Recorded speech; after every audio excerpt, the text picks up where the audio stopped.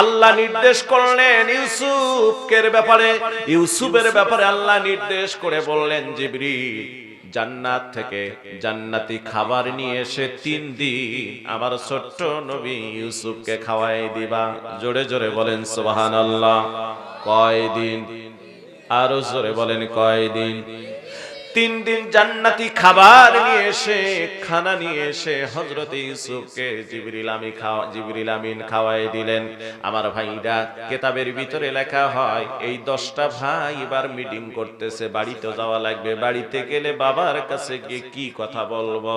আমার ভাইরা ওরা পরামর্শ করে ওই যে ইউসুফ নবীর গায়ের জামাটা খুলে নিয়েছিল, ওই জামার মধ্যে তারা রক্ত মেখে নিল। তার মানে কোন রক্ত? একটা খাসি জবাই করে খাসির গোশত রান্না করে খাওয়াও হলো। ওই খাসির রক্তগুলি, ওই ছাগলের রক্তগুলি, খাসির রক্তগুলি জামার মধ্যে মেখে নিয়ে রাত্রি বেলায় এই আমার ভাইরা, আমার বন্ধুগণ, এরা বাড়ির দিকে ফিরবে। আল্লাহ রাব্বুল আলামিন কোরআনুল কারীমের ভিতরে বলেন ফালাম্মা যাহাবু বিহি ওয়া আজমাউ আন ইয়াজআলুহু ফি গয়াবাতিল وأوحينا إليه لتنبئنهم بأمرهم هذا وهم لا يشعرون জোরে কোন সুবহানাল্লাহ। এত মজার কথা ভাইজান কেবলই আসতেছে, মজা কেবলই শুরু হতে যাচ্ছে এই আলোচনাটায়। আল্লাহ পাক বলেন যখন তারা এই সিদ্ধান্তে তারা উপনীত হয়ে ইউসুফকে যখন নিয়ে তারা গেল, এরপরে যখন তাকে তারা এই সিদ্ধান্তে উপনীত হলো যে ইউসুফকে কূপের মধ্যে ফালায় দেবে, তখন আল্লাহ পাক বলেন লাতুনাব্বিআন্নাহুম বিআমরিহিম হাযা। আল্লাহ পাক বলেন আমি তার প্রতি ওহী করে দিলাম আর বললাম ইউসুফ রে একদিন তোমার ভাইদের সব কাহিনীগুলি তাদেরকে শোনায় দিবা। যেই দিন তারা তোমাকে চিনবে না সেই দিন তাদের এই কর্মকাণ্ডগুলি সব বলে দিবা। জোরে জোরে বলেন সুবহানাল্লাহ। ইউসুফ নবী পরিষ্কার করে বুঝলেন এমন একটা সময় আসবে যেই দিন আমার ভাইরা আমাকে চিনবে না। তার মানে হয়তোবা আমার আল্লাহ আমাকে এত সম্মানিত করবে আমার ভাইরা কোনোদিনও সেটা কল্পনা করতে পারবে না। জোরে কোন ঠিক কিনা? ভাইরা আমার কূপের মধ্যে পড়ে থাকলেন আর এরা 10 ভাই কয় বাবার কাছে গিয়ে কি বলবো, একটু সিদ্ধান্ত নেই কি বলা যায়। বাবার কাছে কি বলবে এই সিদ্ধান্ত নিয়ে ওই যে রক্ত মানে জামাটা যে খুলে রাখছিল ওই জামায় রক্ত মাখলো খাসি জবাই করে সেই খাসি রক্ত। আর এবার রাত্রি বেলায় 10টা ভাই কেঁদে কেঁদে বাবার কাছে গেল। আল্লাহ বলেন ওয়াজাউ আবাহুম ইশাআন ইয়াবকুন। এই ছেলেগুলি রাত্রি বেলায় কেঁদে কেঁদে বাবার কাছে গেল, সন্ধ্যা বেলায় কেঁদে কেঁদে যায় আব্বা আব্বা ও আব্বা। আমার ভাইরা অরিজিনাল কান্না একটা আর অভিনয়ের কান্না হলো একটা। জোরে কোন কথা ঠিক কিনা? ঠিক না? কোন মেয়ে যদি মেয়েকে বিয়ে, কোন মানুষ যদি মেয়েকে বিয়ে শাদী দেয়, বাবা বিদায়ের সময় দেওয়ার মেয়েটাকে বিদায় দেওয়ার সময় বাবা কান্দে, তার মা কান্দে, তার ভাই বোন থাকলে চোখে পানি আসে, আহারে আদরের একটা বোন আজ বাড়ি থেকে চলে যাচ্ছে, বাবা কান্দে এই যে আমার আদরের কলিজার টুকরো মেয়েটা আজকে বিদায় করে দিচ্ছি, জানি না তার ভাগ্যে কি আছে। মা কান্দে, প্রতিবেশী কিছু মহিলা দেয়, চোখে পানি আসুক আর না আসুক খালি করুণা করে সুর করে সেও কান্দে। এ ভাই কথা বলেন না কেন? ওই কান্না আর এদের কান্না কি এক? জোরে কর। কোন মানুষকে, কোন সন্তানকে আপনি আলেম বানাবেন, আপনার ইন্তেকালের পর ওই বাবা মায়ের ইন্তেকালের পর হাফেজে কোরআন আলেমটা, হাফেজে কোরআনটা কারি সাহেব জন এবং আলেম মুফতি মুহাদ্দিস যে হয়েছে সে যে দোয়া করবে কেঁদে কেঁদে, আর 10টা মাদ্রাসার ছেলে নিয়ে এসে ইমাম সাহেবকে ভাড়া করে নিয়ে গিয়ে দোয়া করলে কি ওই একই দোয়া করবে নাকি? এদের দোয়া হলো দায় সারা দোয়া আর সন্তানের দোয়া হলো অরিজিনাল দোয়া। জোরে কোন কথা ঠিক কিনা? আমার ভাইরা এই 10টা ভাই অভিনয় করে বাবার কাছে কান্দে আব্বা আব্বা। এশার সময় রাত্রি বেলায় গিয়ে কান্দে আব্বা ও আব্বা। আছে না? আব্বা কয় কি হয়েছে? কান্দো কেন? কি হয়েছে?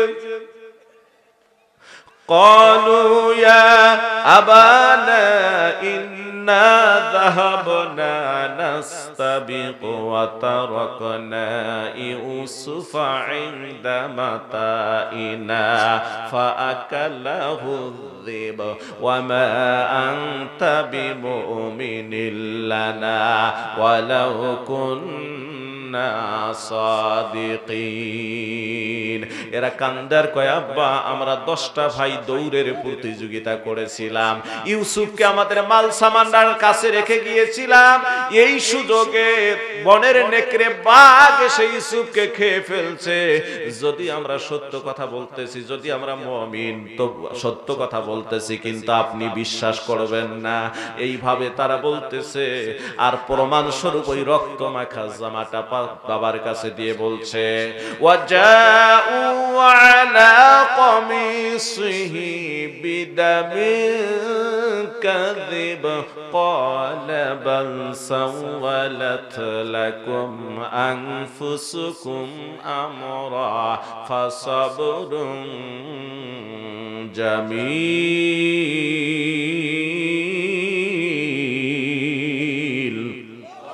ওয়াল্লাহুল মুস্তাআনু আলা মা তাসিফুন।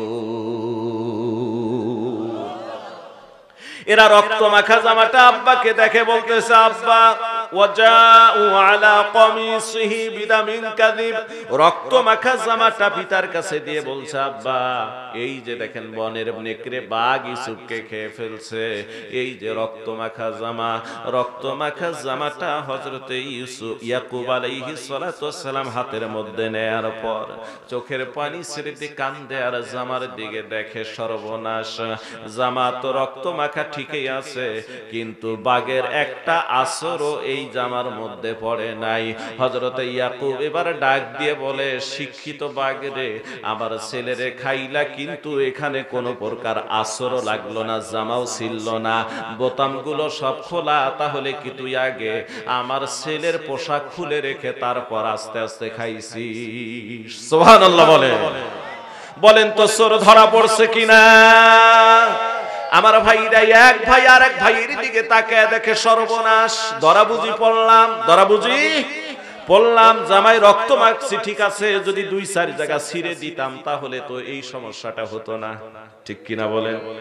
2-4 জায়গায় যদি ছিঁড়ে দিতাম তাহলে বলতাম বাগে ছিঁড়ছে, কিসে ছিঁড়ছে, এরকম থাবা দিয়ে 2-4 জায়গায় ছিঁড়ে দিতাম, কাশি চাষির মাথা দিয়ে 2-4 জায়গায় 5টা আঙ্গুলের মতো করে ভাবে ছিঁড়ে দিতাম, তাও তো বাগে ছেঁড়া বলে হতো। আমরা তো জামা খুব সুন্দর করে নিয়ে আসছি, রক্ত মাখা, কোথাও কোনো আসর নাই, মাটিরও দাগ নাই, ওই বাগে কামড়ারও দাগ নাই, হাসরারও দাগ নাই, ধরা তো বুঝে পড়ে গেলাম। কিন্তু ইয়াকুব নবী জামা দেখার পর একটা কথাই তিনি বললেন ক্বালা বাল সাওয়ালাত লাকুম أنفسكم أمرا فصبر جميل।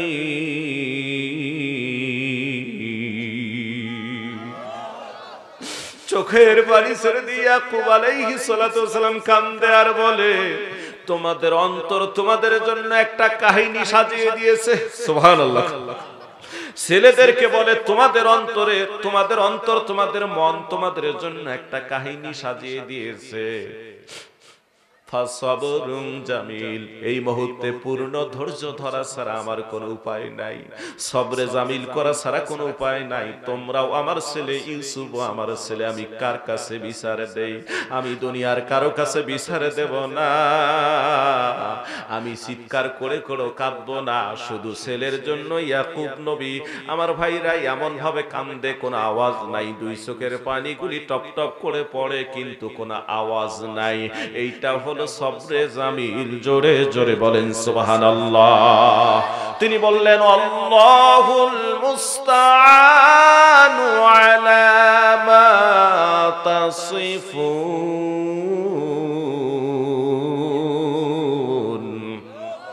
হযরত ইয়াকুব আলাইহিস সালাতু ওয়াস সালাম বললেন তোমরা যা বলতেছো সে ব্যাপারে একমাত্র সাহায্যের জায়গা হলো, সাহায্যের স্থল হলো আমার আল্লাহ। জোরে জোরে বলেন সুবহানাল্লাহ। আমার ভাইরা, ইয়াকুব নবীর ছেলেরা এত বুদ্ধিমান থাকার পর খুন করতে গিয়ে ধরা পড়ল। তাহলে বোঝা যায় এই দুনিয়ায় যত খুনি আছে ওরা কোনো না কোনো ভুল করবে, আর ভুল করার কারণে ওরা ধরা পড়বে। জোরে কোন কথা ঠিক কিনা? ইয়াকুব নবীর ছেলেরা কত বুদ্ধিমান শোনেন, খুব মনোযোগ দিয়ে শোনেন, ভালো লাগবে আমার ভাইরা। ওরা এতই বুদ্ধিমান ছিল, ওদের ব্যাপারে পাওয়া যায় একদিন 3-4টা ইয়াকুব নবীর 3-4টা ছেলে, তার মানে 10 ভাইয়ের ভিতরে 3-4টা ছেলে একদিন একটা জঙ্গল দিয়ে হেঁটে হেঁটে যায়।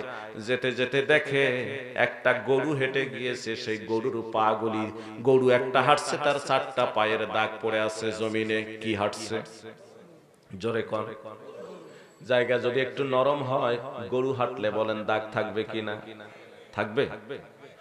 এই দাগ দেখে এক ছেলে কয় এই দিক দিয়ে যে গরুটা গিয়েছিল এটা একটা গাভী গরু ছিল। আল্লাহু আকবার। এটা কি ছিল? আচ্ছা বলেন তো, গরুর পা দেখে গাভী এটা চেনার কি যাবে? জোরে কর। কিন্তু তিনি বলতেছে, তারা বলতেছে, একজন বলতেছে এই দিক দিয়ে যে গরুটা গিয়েছিল এই গরুটা ছিল একটা গাভী। এটা কি ছিল?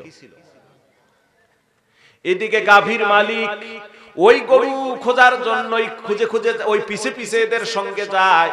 গাভীর মালিক শুনতেছে যে এই ছেলে, এদের মধ্যে 4 জনের ভিতরে একজন বলতেছে এটা এই দিক দিয়ে যেটা গেছে সেটা একটা গাভী ছিল। তাহলে এরা জানলো কেমনি গাভী? এই চিন্তা করার পর গাভীর মালিক কিছু কয় না দেখে আর কি বলে একটু শুনি। আর একজনে কয় গাভী ঠিক আছে, তবে এইটা ছিল, এই গাভীটা ছিল 1 চোখ কানা। জোরে কোন কয় চোখ কানা? 1 চোখ কানা। গাভীর মালিক কয় আসলেই বুঝি আমার গরু এরাই চুরি করছে। এটা যে গাভী এটাও ঠিক, এর একটা চোখ কানা এটাও তো ঠিক। তাহলে চুরি করছে এরাই করছে, না হলে এগুলো বলতে পারে? আর একজনে বলতেছে কয় কানাও ঠিক আছে, তবে এই গাভীটা 8 মাসের ভরট, 8 মাসের প্রেগনেন্ট। এই গাভীটা হলো 8 মাসের গাভীর বর্তমান, তার মানে তার পেটে 8 মাসের একটা বাচ্চা আছে। গাভীর মালিক কয় এবার আমার সন্দেহ সব দূর হয়ে গেল। আমার গরুর 3টা আলামত, 3টাই এরা বলতেছে এটা সাধারণ কোন মানুষ বলতে পারে না। গরু চুরি করছে এই কয়েকজন লাঠি নিয়ে সামনে দাঁড়ায় বলছে বেটা আমার গাভী কোথায় চুরি করে রাখছিস জলদি করে বল, না হলে লাঠি কিন্তু পিটিতে ভাঙবে। কয় আমরা গরু চুরি করি নাই, আমরা তো নবীর ছেলে। আমরা কিসের? নবীর ছেলে কি চোর হয়? নবীর ছেলে কোনোদিন চুরি করতে পারে না, আমরা চুরি করি নাই। কয় চুরি করো নাই, তাহলে বললে কেমন? চুরি করো নাই, তোরাই চুরি করছিস, বিচার দেব আমি বাদশার দরবারে। চল বাদশার কাছে। কোথায় যাব? বাদশার কাছে। বাদশার দরবারে নেওয়া হলো। বাদশা কয় কেন আসছো? কয় এই অভিযোগ। বাদশা কয় তাহলে একটু তোমাদের আপ্যায়ন করি, তোমরা যেহেতু বাদশার দরবারে আসছো, ওরা নাকি নবীর ছেলে, তাহলে আসো তোমাদেরকে আগে একটু খাবারের ব্যবস্থা করে দেই, নাস্তা করাই, তারপর তোমাদের বিচার হবে। এবার নাস্তা করার জন্য যখন বসছে, নাস্তা করার সময় রুটি নিয়ে এসে সামনে দেয়, এরা রুটি খায়। হঠাৎ করে ইয়াকুব নবীর এই ছেলেদের ভিতরে একটা বলে ফেললো এই রুটিটা যে মহিলা বানাইতেছে ওই মহিলার বর্তমান মিস পিরিয়ড চলছে, তার মানে তার মাসিক চলতেছে। কি চলতেছে? বাদশা কয় সর্বনাশ, রুটি বানাইতেছে আমার বাড়ির মধ্যে কাজের মহিলা, আর তার কি হয়েছে সেটাই এরা কি করে জানলো? বেগম সাহেবের কাছে দৌড় দিয়ে গিয়ে বেগমকে বলছে একটু ভিতরে খবর নাও তো, তোমার কাজের মহিলার এই সমস্যা বর্তমান চলছে কিনা। খবর নিয়ে দেখে ঠিকই ওই মহিলার বর্তমান ওই সমস্যা চলছে। জোরে কোন মারহাবা। বাদশা কয় এরা কি গো, বাড়ি কার কি হয়েছে পর্যন্ত বলতে পারে? বাদশা আসি দাঁড়িয়ে আছে, এর ভিতরে রুটি খায়, আর একজনে বলতেছে কই বাদশাটার না জন্মের একটু ভেজাল আছে। আল্লাহু আকবার। জন্মের কি আছে? ভেজাল আছে। বাদশা কয় সর্বনাশ, এদের বুকের সাহসও তো কম নয়, আর গোপন কথাও তো এরা বলতে পারে। বাদশাও জানে তার জন্ম নিয়ে কিছু কথা আছে, যাহা রটে কিছুটা হলেও বটে। যেমন নাকি সম্মানিত ভাইরা, যেমন একটা ছোট্ট উদাহরণ দিয়ে বলতে চাই, যদি বর্তমান সরকারকে কয় যে এরা ভোট চোর, তাহলে তার মনের মধ্যে তো জাগবেই যে আসলে তো কথা সত্য। ঠিক কিনা বলে? জোরে বলে। যারা অবৈধ এরা কি অবৈধ, সাথে সাথে মনে করবে কথা তো ঠিক, কিন্তু চাপার জোরে আর এই দিকে। বাদশা চিন্তা করলো আমি তো অবৈধ, আমার জন্মের ভেজাল আছে, এটা নিয়ে মেলা কথা হইছে, কিন্তু এ শালারা জানলো কেমন, এরা জানলো কেমন? যা হোক, নিজের কথার সে আসি ধরল না, কারণ নোংরা জিনিস ভাসাইলে তো এটা খালি ভাসে, এটা খালি ভাসে। এই জন্য বাদশাহ তার কথা বললো না, না বলে এসে বলতে চাই, তোমরা বলো তো ওই আমার কাজের মহিলার যে এই সমস্যাটা চলতেছে এটা তোমরা কেমনে বুঝলে? কয় বুঝছি এই কারণে, রুটিগুলো যে বানাইতেছে সব রুটির সব জায়গায় দেখি যে মানে এই ভাজা হইতেছে, সিদ্ধ হইতেছে, কিন্তু মাঝখানের একটা জায়গা খালি কাঁচাই থেকে যায়, প্রত্যেকটা রুটির মাঝে অল্প একটু জায়গা খালি ভিজা কাঁচাই থেকে যায়। চিন্তা করলাম সব রুটিগুলি, সব রুটিগুলি এভাবে সিদ্ধ হয়, আর এই ফাঁকের এই জায়গাটা কেন এই কাঁচা থাকে, ভিজে থাকে?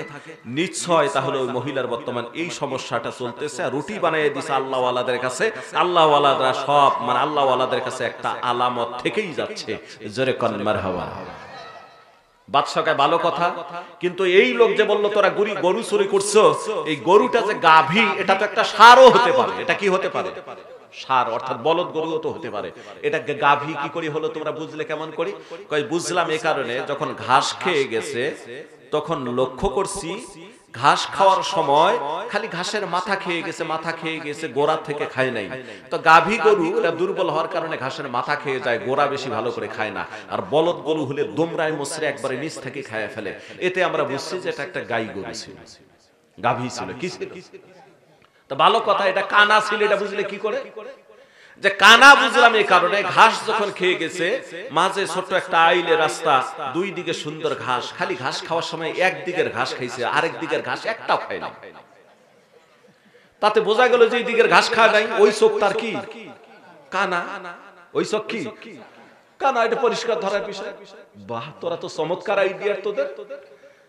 তো এটা যে ভরট, এটা বুঝলে কি করে? এটা 8 মাসের বাচ্চা পেটে আছে, এটা বুঝলে কি করে? যে বুঝলাম এ কারণে, যখন হেঁটে গেছে তখন জমিনে দাগ পড়ে গেছে। এই দাগগুলো সামনের পায়ের কম, পিছনের পায়ের এত বেশি দাগ পড়ছে, তাতে বোঝা গেল পিছনে এর পেটে বাচ্চা থাকার কারণে পিছনের পায়ের ওয়েট বেশি হয়েছে, এই কারণে পা দুইটা বেশি ডেবে গেছে। জোরে জোরে কোন সুবহানাল্লাহ, আল্লাহু আকবার। বাদশা কয় তোরা বেকুসুর খালাস, যা বিচার শেষ, যা বিচার শেষ। এত জ্ঞানীগুলি খুন করার সময় ধরা পড়ে যায়। জোরে কোন কথা ঠিক কিনা? তার মানে কোন মানুষ যখন কাউকে খুন করবে, কোন না কোন স্মৃতি তার মাথা থেকে আল্লাহ পাক ভুলাই দিবে, যার কারণে ওই আলামতের ভিত্তিতে খুনি ধরা পড়বে। যদি প্রশাসন যদি সঠিক কাজ মানে সঠিক দায়িত্ব পালন করে। জোরে কোন কথা ঠিক কিনা?